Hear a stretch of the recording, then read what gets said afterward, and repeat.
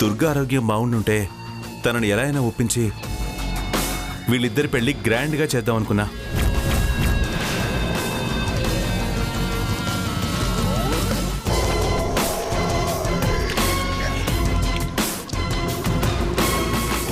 ఇప్పుడు దుర్గ పరిస్థితి బాగాలేదు కాబట్టి గ్రాండ్గా కాకుండా సంతకాల పెళ్లి చేద్దాం అనుకుంటున్నాను.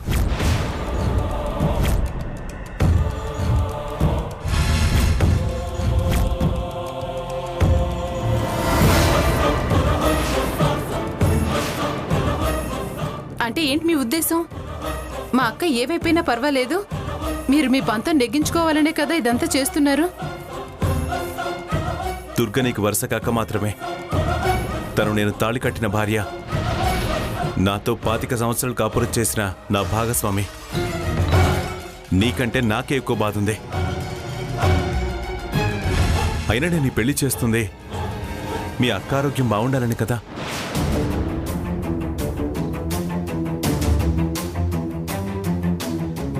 షాక్తో పిచ్చి పట్టిన వాళ్ళకి పిచ్చి తగ్గాలంటే అంతకంటే గట్టి షాక్ ఇవ్వాలని సైకియాట్రిస్ట్ చెప్పాడు. వీళ్ళిద్దరి పెళ్లి కంటే మీ అక్కకి గట్టి షాక్ ఏముంటుంది?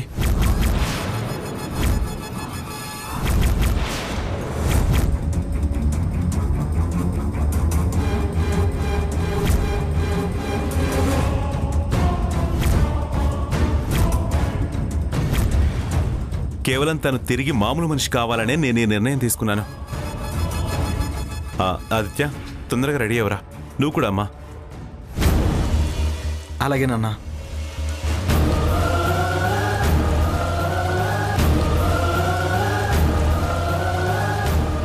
అయ్యో అత్తయ్య, ఎంత పని జరిగిపోయింది. బావకి నీకు పెళ్లి చేస్తాను అనేదానివి. ఇప్పుడు చూడు, మావయ్య వాళ్ళిద్దరు పెళ్లి చేయడానికి పంతులు గారికి చెప్పి ముహూర్తాలు కూడా పెట్టించేస్తున్నారు. నిన్ను నమ్ముకున్నందుకు నా బతుకు కృష్ణ నదే అత్తయ్య.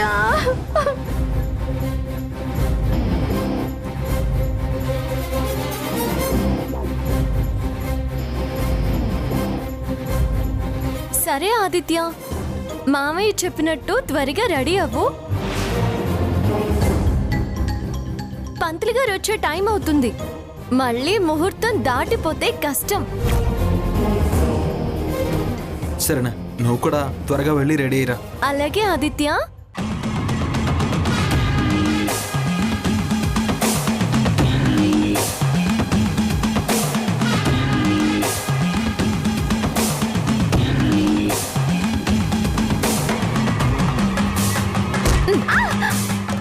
ఏడ్చింది చాలు. దుర్గమ్మని లోపలికి తీసుకెళ్లి పడుకోబెట్టండి. షాక్ ట్రీట్మెంట్ బాగా పనిచేస్తుంది.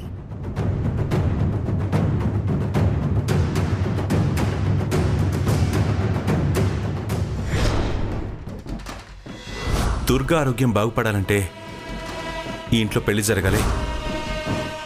అందుకే తులసి ఆదిత్యుల పెళ్లికి మంచి ముహూర్తం చూడమని పంతులు గారికి చెప్పాను. సరే ఆదిత్య, మామయ్య చెప్పినట్టు త్వరగా రెడీ అవ్వు.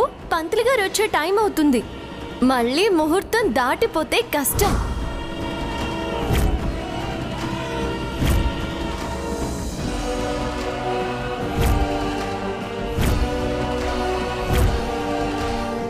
ఏంటి దుర్గమ్మ ఇదంతా? నువ్వెప్పుడూ ఒకసారి అన్నావు మన టైం బాలేదని. నా జీవితంలో నేనెప్పుడు ఇంత బ్యాడ్ టైం చూడలేదు. నాకు తెలిసి నీకు కూడా ఇప్పటి వరకు ఇంత బ్యాడ్ టైం రాలేదనుకుంటాను. ఇప్పుడేమైందని ఎందుకు అలా మాట్లాడుతున్నా? లేకపోతే ఏంటమ్మా, నువ్వు ఇదివరకు చాలా ప్లాన్స్ వేశావు. ఇది వాటికన్నా గొప్ప ప్లాన్ అనుకున్నావు. పిచ్చిదాని క్యారెక్టర్కి జీవం పోసి మరీ నటించావు. అంత కష్టపడి ప్లాన్ చేస్తే మొత్తం మట్టిపాలు చేసేశారు కదమ్మా. ఇప్పుడు నా కూతురు జీవితం ఏం కావాలి? దానికి ఏమన్నా అన్యాయం జరిగితే నేనేం కావాలి? నా భార్య ఏం కావాలి?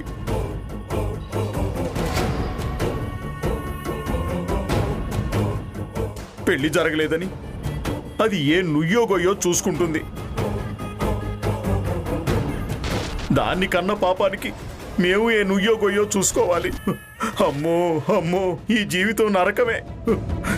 ఈ నరకాన్ని చూస్తూ బ్రతకడం కష్టమే తల్లి. బాబా ముందా ఏడు పాపండి. లక్ష్మి వచ్చినప్పటి నుంచి ఈ ఇంట్లో ఏడుపులు మొదలయ్యే. ఊ అంటే ఏడవటం, దానికి తోడు ఇప్పుడు మీరు మొదలెట్టారు. మీ గుణాలే దానికి వచ్చినట్టున్నాయి. ప్రతి దానికి ఏడవటం పరిష్కారం కాదు. ఏడిస్తే దరిద్రం తప్ప ఏమీ రాదండి.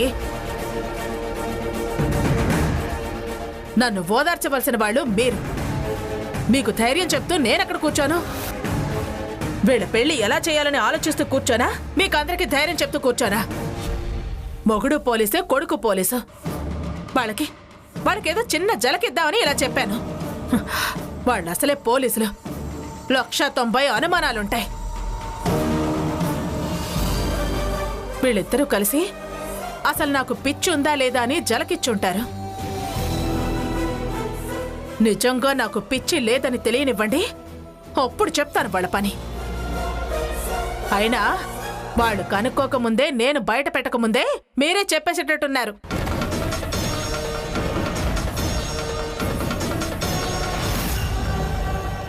నాది నటన తొక్క అని. మీరు మాట్లాడే మాటలు ఎవరైనా వింటే మన రహస్యం బయటపడుతుంది. కాస్త మీరు నోరు మూసుకుని ఉండండి.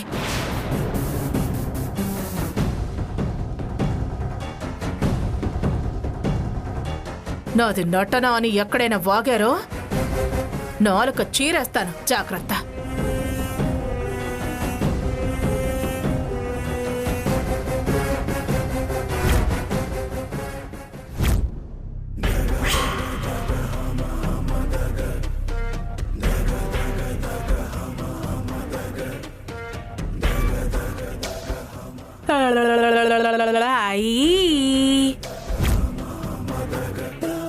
సత్యవతి, అత్తయ్య, అందరూ ఎక్కడున్నారు? త్వరగా రండి, టైం అవుతుంది.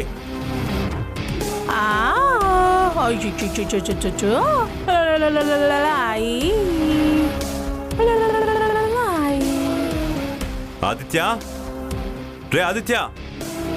దాయ్ దాయ్ దాయ్ దాయ్ దాయ్ దాయ్. తులసి వాడు ఇంకా రాలేదండి. ఇదిగో ఇచ్చేసావా? బాగుందా? ఆడుకుందామా? దాయ్ దాయ్ దాయ్. రండి బాబా, అవతల ముహూర్తానికి టైం అవుతుంది, త్వరగా రండి. దాయ్ దాయ్ దాయ్.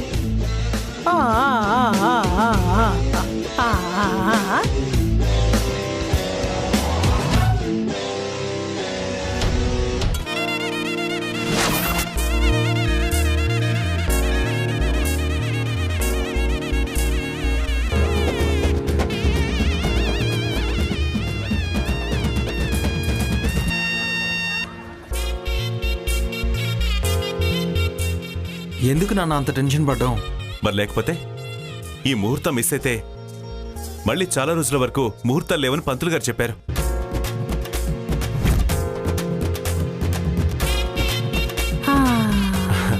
రా బావా, రా తులసి.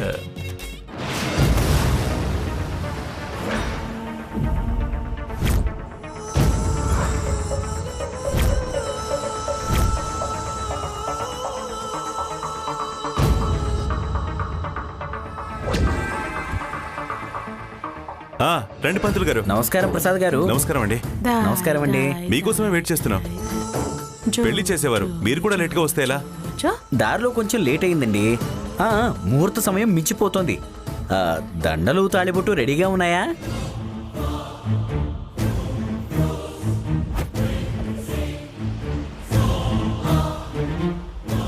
అన్నీ రెడీగానే ఉన్నాయి పంతులు గారు. అమ్మా, ముందుగా పెళ్లి కుమారుడు పెళ్లి కూతురు పెద్దవాళ్ల పాదాలకి నమస్కరించి ఆశీర్వాదం తీసుకోండి. నిండు నూరేళ్లు చల్లగా ఉండండి. లేవండి. దాయ్ దాయ్ దాయ్ దాయ్ దాయ్ దాయ్ దాయ్ దాయ్ దాయ్ దాయ్. జో జో జో జో. దాయ్ దాయ్ దాయ్ దాయ్.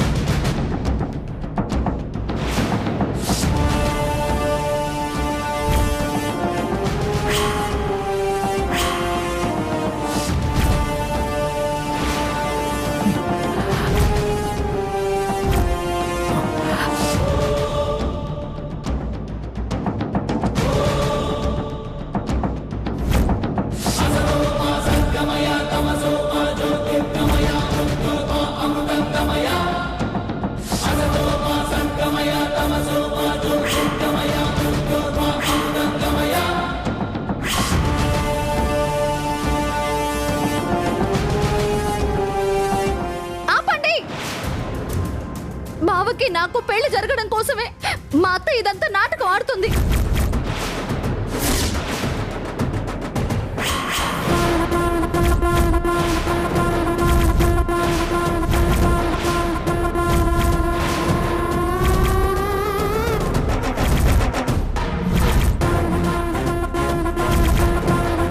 మా అత్తయ్యకి పిచ్చి లేదు. ఇదంతా మా పెళ్లి కోసమే వేసిన ప్లాన్. కానీ మీరు దాన్ని నాశనం చేశారు.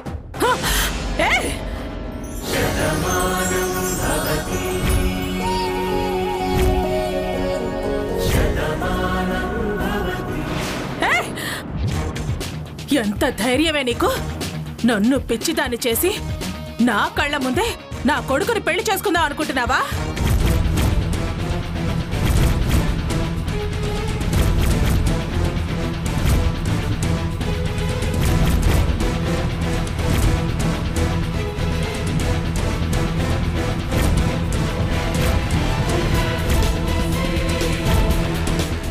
నన్ను ఇలాగే మూల కూర్చోబెట్టి ఈ ఇంటికి కోడలే పెత్తనం చలాయిద్దాం అనుకుంటున్నావా?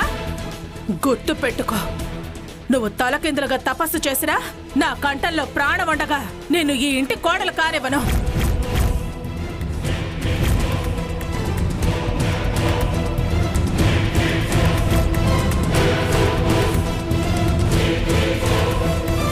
నీ స్థానం ఎప్పుడు నా ఇంటి గుమ్మ అవతలే. వెళ్ళు. అమ్మా తులసి,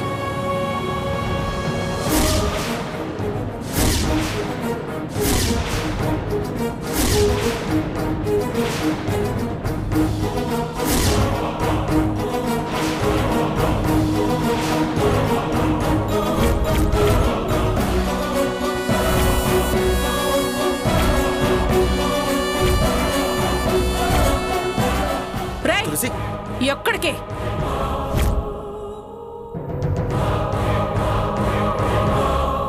సాంబయ్య. అమ్మా తులసి, లేమ్మా.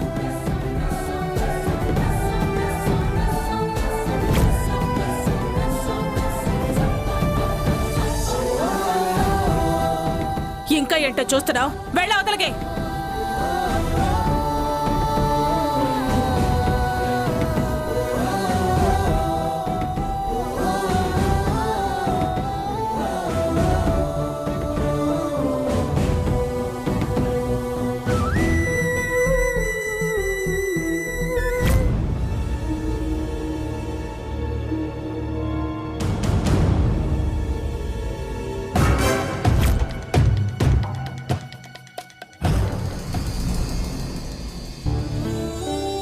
వదినా, వదినా.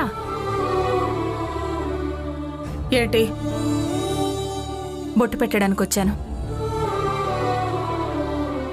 ఆగు. బొట్ట? ఏం శుభకార్యం చేయబోతున్నావు? బొట్టు పెడుతూ చెబుదామనుకున్నాను. ముందు చెప్పు. వచ్చేది రాంది నేను చెప్తాను. రాగలిగేదైతే వస్తాను. పసుపు కుంకాలు వద్దనకూడదు వదినా. బొట్టు పెట్టి పిలవడం ధర్మం. రావడం రాకపోవడం నీ ఇష్టం. చాలాసార్లు నువ్వు ప్రతిజ్ఞ చేశావు. ఇప్పుడు నేను ప్రతిజ్ఞ చేస్తున్నాను. నా కూతురు తులసికి ఆదిత్యకి పెళ్లి జరిపించి తీరుతాను. ఎంత ధైర్యం నీకు? నా ఇంటి ముందుకొచ్చి నాతోనే అలా అంటావా? ఏ, మీ అన్నయ్య చెప్పమన్నాడా? చూడొదునా, ఇంతకాలం మేమేం స్వార్థంగా ఆలోచించలేదు. నువ్వన్నట్టు ఆస్తి ఆశించలేదు. ఎంతసేపు నువ్వు బావుండాలి, అన్నయ్యతో మా సంబంధాలు బావుండాలి, మన రెండు కుటుంబాలు చల్లగా ఉండాలి అని కోరుకున్నాను. నీకు బాగోలేదు అంటే మళ్ళీ నువ్వు మంచిగా పూర్వంలా తయారైతే నడిచి వెంకన్న దర్శనానికి వస్తానని మొక్కుకున్నాను. కానీ నిన్న నీ మోసం తెలిసాక నా మనసు విరిగిపోయింది. అందుకే తులసి ఆదిత్యల పెళ్లి జరగాలని ఆ షిరిడి సాయిబాబాని మొక్కుకున్నాను. వారం రోజులు షిరిడీలోనే ఉండి సాయి సచ్చరిత పారాయణం చేసి అఖండాన్ని వెలిగించి వస్తాను. తిరిగి వచ్చేసరికి ఆదిత్య తులసి పెళ్లి పీటల మీద ఉంటారు. పిలిచే టైం ఉండదు. అందుకే ముందే పిలిచి వెళదామని వచ్చాను. వస్తాను.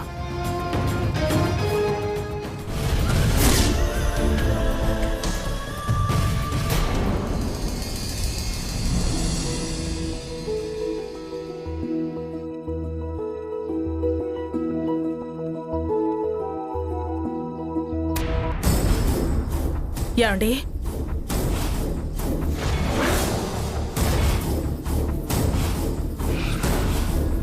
ఏమండి, ఇంత పొద్దున్నే ఈయన ఎక్కడికి వెళ్ళినట్టు? ఏమండి,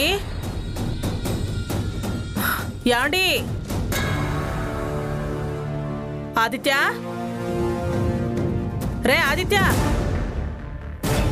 ఆదిత్య.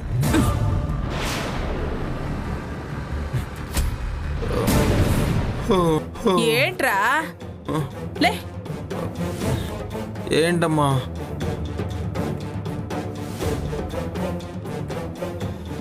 రే, ఏంటమ్మా? మీ నాన్నేర్రా? అదేంటి, అత్తయ్యతో పాటు షిరిడికి వెళ్ళాడు కదా? షిరిడి వెళ్ళారా? నాతో ఒక్క మాటైనా చెప్పలేదు. భగవంతుడా, నువ్వు ఉన్నావయ్యా. నా పట్లే ఉన్నా, నన్ను దీవిస్తూనే ఉన్నా, నాకు అండగా నిలుచున్నా. రక్త సంబంధం అన్నా చెల్లెళ్ళ అనుబంధం అంటూ చెల్లెలతో పాటు అన్నయ్య కూడా అంత దూరం బయలుదేరి వెళ్ళారా?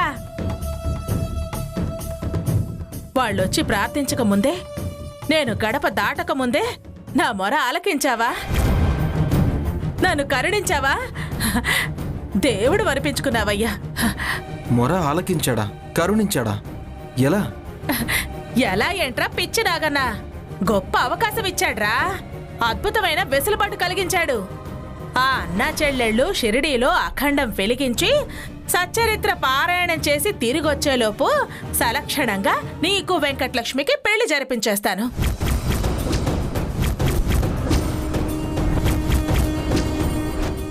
తాళి కట్టించేస్తాను, తలంబ్రాలు పోయిస్తాను, 7 అడుగులు నడిపించేస్తాను, ఆశీర్వచనాలు చెప్పిస్తాను, అరుంధతిని కూడా చూపిస్తాను, మీతో కాపురం పెట్టిస్తాన్రా. Oh my God! అదేంటమ్మా, నాన్న లేకుండా ఎలా చేస్తావు? మీ నాన్నని ఈ పెళ్లికి అడ్డుపడకూడదని, ఈ అమ్మ ఓడిపోకూడదని, ఇల్లాలి గెలిపే ఇంటికి శోభాయమానమని ఆ సాయిబాబానే పిలిపించుకున్నాడ్రా. అసే సత్యవతి, పిన్ని,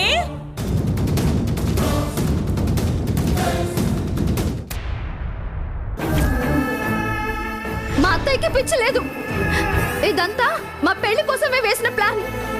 కానీ మీరు దాన్ని నాశనం చేశారు. నీ స్థానం ఎప్పుడు నా ఇంటి గుమ్మ అవతలే. వెళ్ళు.